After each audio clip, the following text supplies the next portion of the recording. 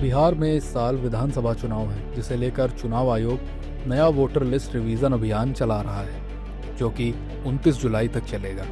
इसके तहत मतदाताओं से नए फॉर्म भरवाए जा रहे हैं और पुराने रिकॉर्ड्स की पुष्टि की जा रही है। इसी प्रक्रिया को लेकर विपक्ष ने चुनाव आयोग पर सवाल उठाए हैं। तेजस्वी यादव ने इसे वोटर लिस्ट से गरीबों और पिछड़ों का नाम हटाने की साजिश करार दिया है। ये अचानक से निर्णय लिया गया और अचानक से ठीक जब चुनाव को 2 महीना बचा है तब ये निर्णय लिया गया है। क्या ज़रूरत आन पड़ी? यही वोटर्स लोकसभा में भी था और अभी तो फरवरी में नया फ्रेश लिस्ट जारी ही हुआ था, तो इसकी क्या ज़रूरत थी? ये एक बड़ी साजिश है दलितों का, पिछड़ों का, अल्पसंख्यकों का, अति पिछड़ों का, गरीबों का वोटर लिस्ट से नाम हटाने के लिए। और ये नीतीश कुमार जी, मोदी जी मिलकर के गरीबों का नाम हटवाना चाह रहे हैं। आप देखिएगा, बिहार जो है बाढ़ का इलाका है और 73% जो क्षेत्र है बाढ़ से पीड़ित रहता है। लोग अभी जान में अपना बचाएगा कि इलेक्शन कमीशन को डॉक्यूमेंट देगा, और ऐसा डॉक्यूमेंट जो आप अपने माता का, पिता का आप जो है डॉक्यूमेंट दीजिए, उनके बर्थ ऑफ सर्टिफिकेट जो है वो दीजिए। कहाँ से? बिहार के लोगों के पास है ही नहीं।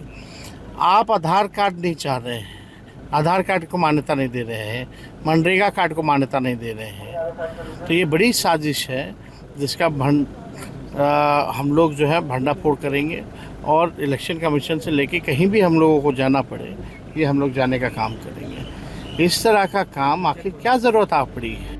तेजस्वी यादव के बयान पर कांग्रेस भी सुर में सुर मिला रही है। सारे उन वोटर्स को जो एंटी बीजेपी हो सकते हैं, वो उनको उड़ाना चाहती हैं। वोटर लिस्टों के अंदर बड़े पैमाने के ऊपर धांधली और गड़बड़ी की आशंका है। उस शंकाओं को दूर करने का काम इलेक्शन कमीशन कर सकता है, और अगर ये काम इलेक्शन कमीशन नहीं करता तो सुप्रीम कोर्ट को देखना चाहिए कि संविधान का संरक्षक सुप्रीम कोर्ट है।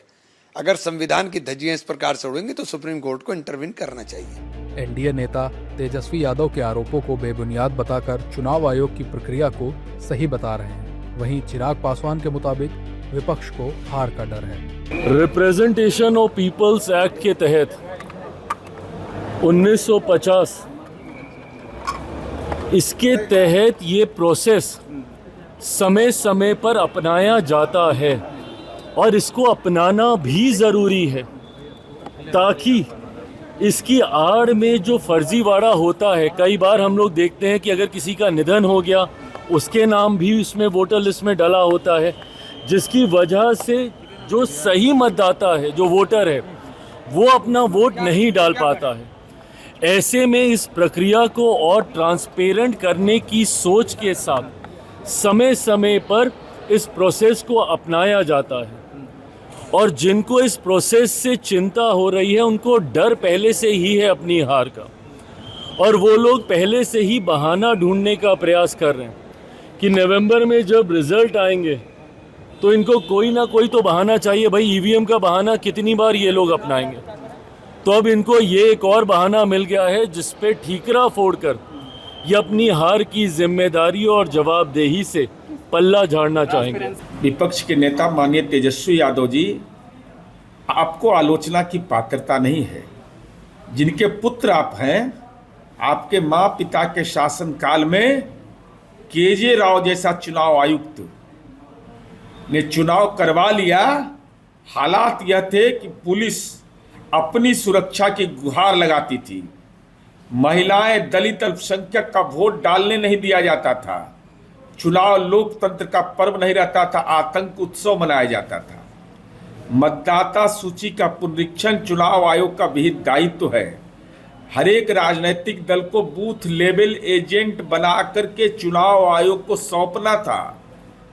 अगर आपके पास कार्यकर्ता का घोर अभाव है तो ठीकरा किसके माथे फोड़ रहे हैं आप?